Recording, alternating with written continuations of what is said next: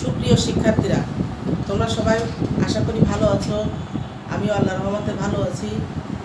আমি শাহনাজ পারভীন, সহকারী শিক্ষক, নলদা বহুমুখী মাধ্যমিক বিদ্যালয়ের পক্ষ থেকে তোমাদের শুভেচ্ছা জানাচ্ছি।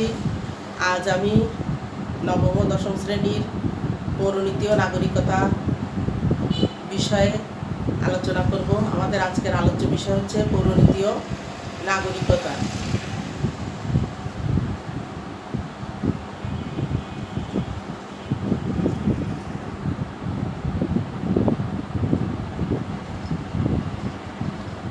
পৌরনীতির ইংরেজি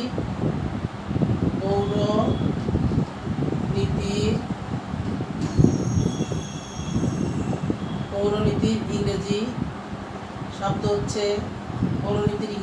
হচ্ছে সিভিক্স, CIVICX। পৌরনীতির ইংরেজি শব্দ সিভিক্স। পৌরনীতির ইংরেজি শব্দ হচ্ছে সিভিক্স। এই সিভিক্স শব্দটি দুটি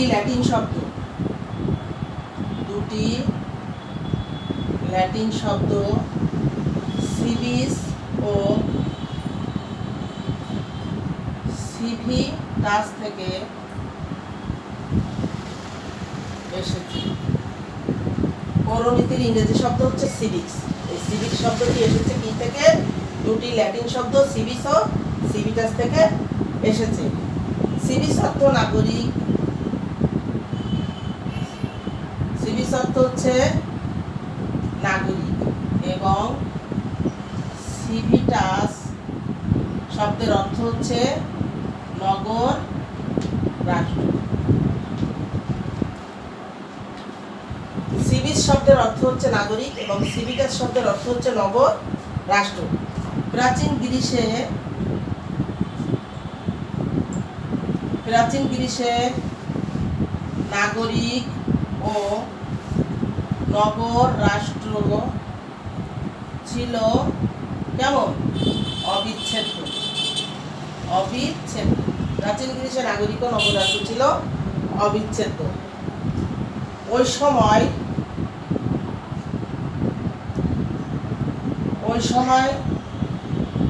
ছোট ছোট অঞ্চল নিয়ে গড়ে উঠত নগর রাষ্ট্র। প্রাচীন গ্রিসে নাগরিক ও নগর রাষ্ট্র কেমন ছিল? অবিচ্ছেদ্য। ওই সময় ছোট ছোট অঞ্চল নিয়ে গড়ে উঠত হচ্ছে নগর রাষ্ট্র। তখন নাগরিক কাদের বলা হতো? যারা রাষ্ট্রীয় কাজে সরাসরি অংশগ্রহণ করত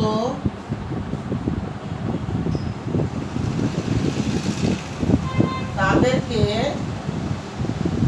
নাগরিক বলা। যারা রাষ্ট্রীয় কাজে সরাসরি অংশগ্রহণ করত তাদেরকে নাগরিক বলা হতো। তাহলে শিক্ষার্থীরা তোমরা লিখে নাও, পৌরনীতির ইংরেজি শব্দ হচ্ছে সিভিক্স। এই সিভিক্স শব্দটি দুটি ল্যাটিন শব্দ সিভিস ও সিভিটাস থেকে এসেছে। সিভিস অর্থ নাগরিক এবং সিভিটাস অর্থ হচ্ছে নগর রাষ্ট্র। প্রাচীন গ্রিসে নাগরিক ও নগর রাষ্ট্র কেমন ছিল? অবিচ্ছেদ্য। ওই সময় ছোট ছোট অঞ্চল নিয়ে গড়ে উঠত নগর রাষ্ট্র। নাগরিক কাদের বলা হতো? যারা রাষ্ট্রীয় কাজে সরাসরি অংশগ্রহণ করত তাদেরকে নাগরিক বলা হতো। শিক্ষার্থীরা তোমরা নিশ্চয়ই লিখেছ।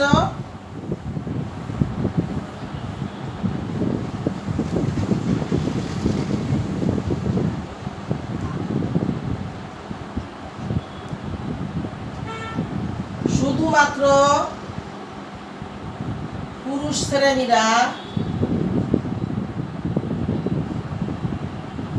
রাষ্ট্রীয় কাজে অংশগ্রহণের সুযোগ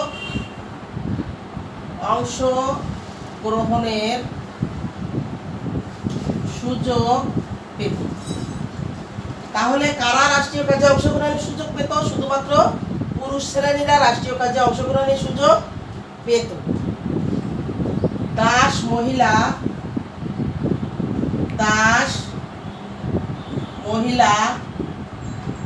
ও বিদেশিরা রাষ্ট্রীয় কাজে অংশগ্রহণের সুযোগ পেত না।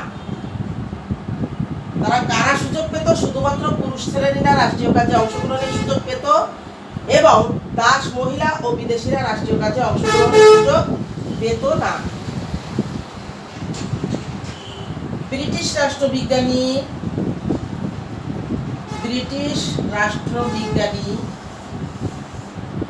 E.M. হোয়াইট এর মতে পৌরনীতির সংজ্ঞা সম্পর্কে আমরা আলোচনা করছি। পৌরনীতির সংজ্ঞা সম্পর্কে ব্রিটিশ রাষ্ট্রবিজ্ঞানী E.M. হোয়াইট সংজ্ঞা দিয়েছেন। পৌরনীতি হলো জ্ঞানের সেই মূল্যবান শাখা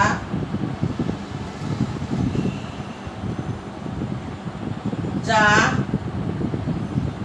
নাগরিকতার অতীত, বর্তমান ও ভবিষ্যৎ এবং স্থানীয়, জাতীয় ও আন্তর্জাতিক পর্যায়ে মানবতার সাথে জড়িত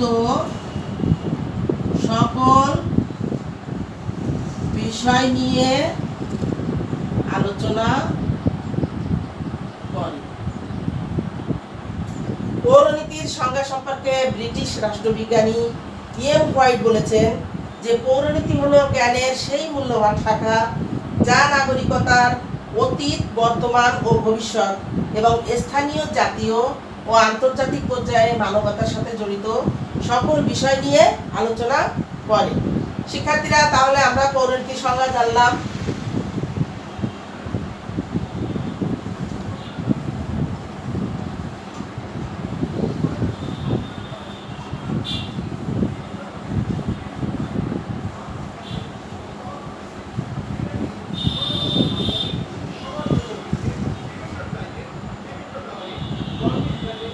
বিষয়বস্তুর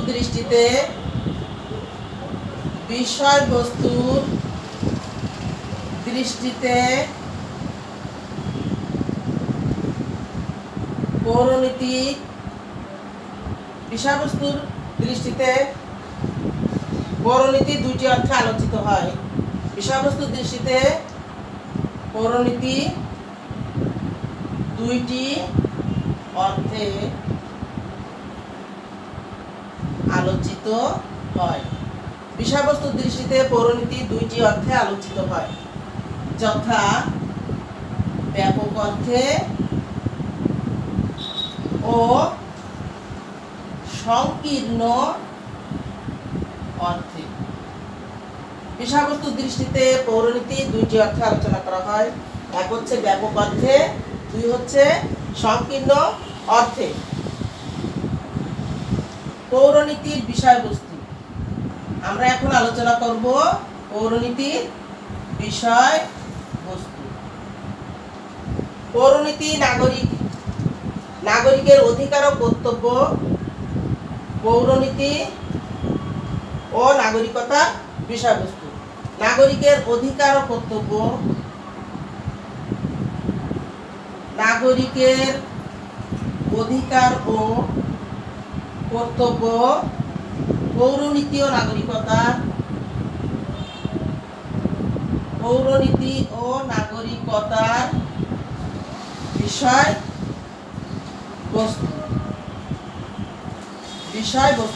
নাগরিকের অধিকার ও কর্তব্য, পৌরনীতি ও নাগরিকতার বিষয়বস্তু। বিভিন্ন সামাজিক ও রাজনৈতিক প্রতিষ্ঠানের উৎপত্তি। বিভিন্ন সামাজিক ও রাজনৈতিক প্রতিষ্ঠানের উৎপত্তি, প্রকৃতি ও কার্যাবলী পৌরনীতিতে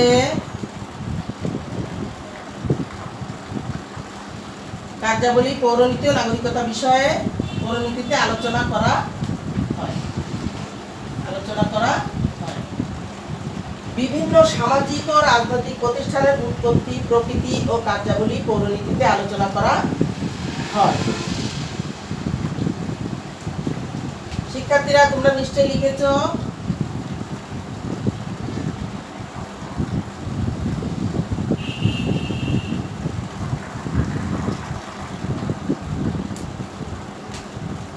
নাগরিকতার স্থানীয়,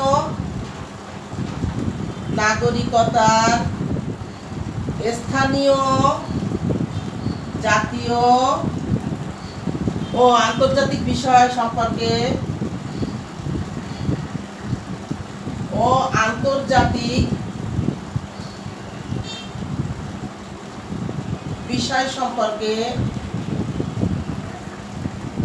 পৌরনীতি ও নাগরিকতা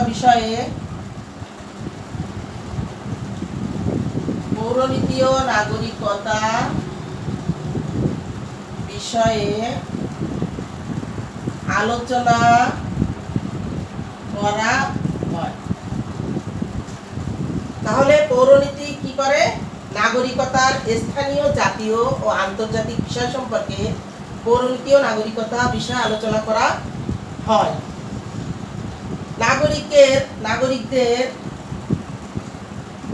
নাগরিকদের অতীত, বর্তমান ও ভবিষ্যৎ সম্পর্কে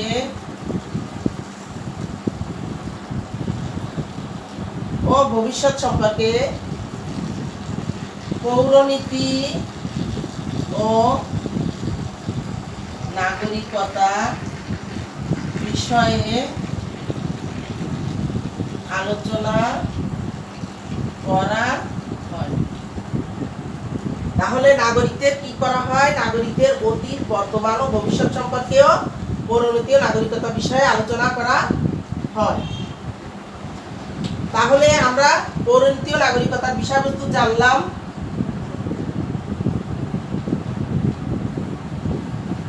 আমরা পৌরনীতি ও নাগরিকতা প্রথম অধ্যায়ে পৌরনীতি ও নাগরিকতা বিষয়ে ভিতর পড়ে পরিবার। এখন আমরা পরিবার নিয়ে আলোচনা করব। পরিবারের সংজ্ঞা কি? পরিবারের সংজ্ঞা পরিবার হচ্ছে সমাজ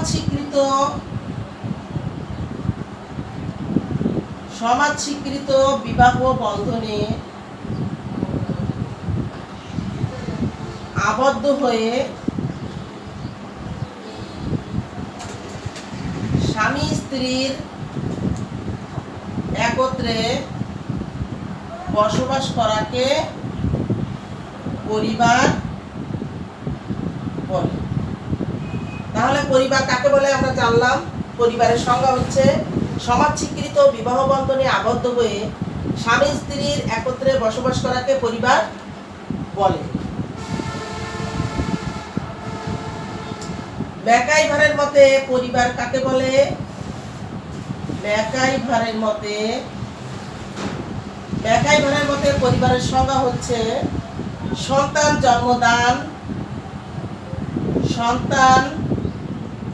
জন্মদান ও লালন পালনের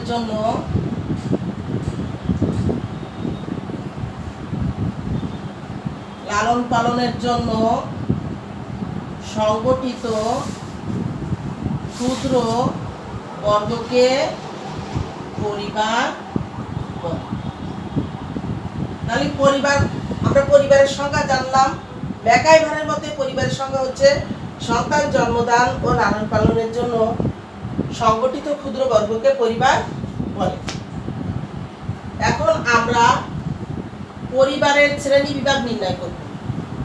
পরিবারের শ্রেণী বিভাগ। পরিবারের শ্রেণী বিভাগ।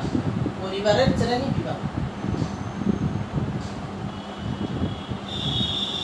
বংশ গণনা ও নেতৃত্বের ভিত্তিতে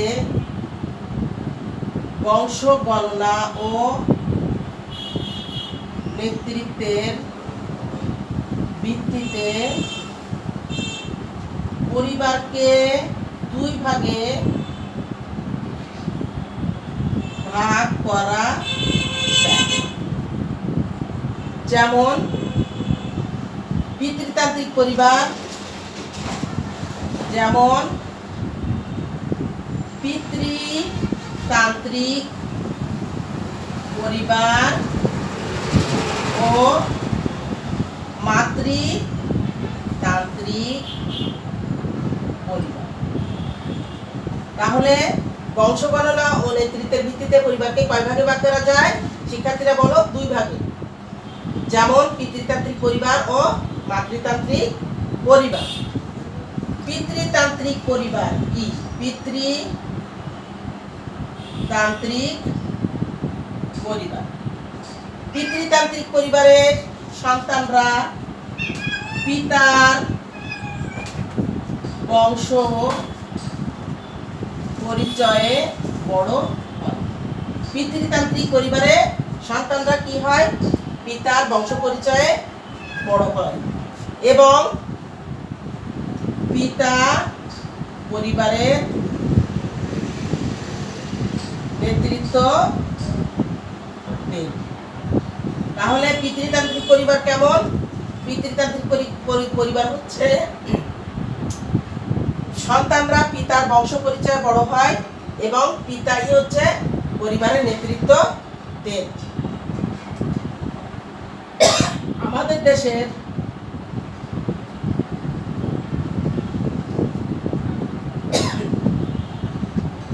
দেশের অধিকাংশ পরিবারই হলো পিতৃতান্ত্রিক পরিবার। আমাদের দেশের অধিকাংশ পরিবার পিতৃতান্ত্রিক পরিবার।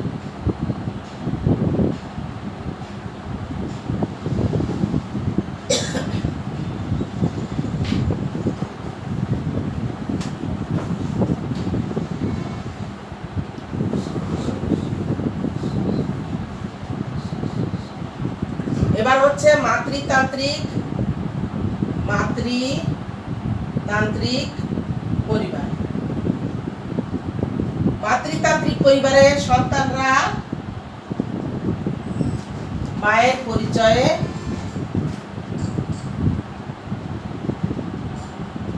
বড় হয় এবং মাতাই পরিবারের নেতৃত্ব দেন। মাতাই পরিবারের নেতৃত্ব দেন। আমাদের দেশে এ ধরনের পরিবার কম। আমাদের দেশে এ ধরনের পরিবার নেই বললেই চলে। এ ধরনের পরিবার কোথায় আছে? এ ধরনের গারোদের ভিতর এ ধরনের পরিবার, গারোদের ভিতর এ ধরনের পরিবার দেখা যায়। গারোদের ভিতর এ ধরনের পরিবার দেখা যায়।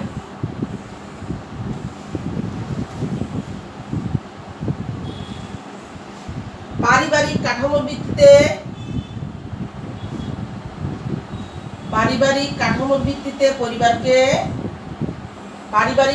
ভিত্তিতে পরিবার হচ্ছে দুই রকম। এক হচ্ছে একক পরিবার, দুই হচ্ছে যৌথ পরিবার। একক পরিবারের সন্তানরা মা বাবা ভাই বোনকে নিয়ে বড় হয়। যৌথ পরিবারে সন্তান মা বাবা ভাই বোন চাচা চাচি দাদা দাদির সঙ্গে বসবাস করে। আমাদের দেশে একক ও যৌথ পরিবারের প্রচলন রয়েছে। যৌথ পরিবার কাকে বলে? যৌথ পরিবার হচ্ছে কয়েকটি একক পরিবারের সমষ্টিকে যৌথ পরিবার বলে। বৈবাহিক সূত্রের ভিত্তিতে পরিবার তিন ধরনের। এক হচ্ছে একপত্নিক, দুই হচ্ছে বহুপত্নিক, তিন 3 হচ্ছে বহুপতি। একপত্নিক পরিবারে একজন স্বামীর একজন স্ত্রী থাকে। বহুপত্নিক পরিবারে একজন স্বামীর একাধিক স্ত্রী থাকে এবং বহুপতি পরিবারে একজন স্ত্রীর একাধিক স্বামী থাকতে পারে। আমাদের দেশে এরকম পরিবার নাই বললে চলে। শিক্ষার্থীরা, তাহলে আমরা পৌরনীতি ও নাগরিকতা, পৌরনীতির সংজ্ঞা, পৌরনীতির বিষয়বস্তু, পরিবারের সংজ্ঞা, পরিবারের শ্রেণী বিভাগ সম্পর্কে আলোচনা করলাম। শিক্ষার্থীরা, তোমরা ভালো থাকো। সবাইকে শুভেচ্ছা জানিয়ে আমি আজকের ক্লাস এ পর্যন্তই শেষ করছি। খোদা হাফেজ। আমাদের আগামী ক্লাসে দেখা হবে।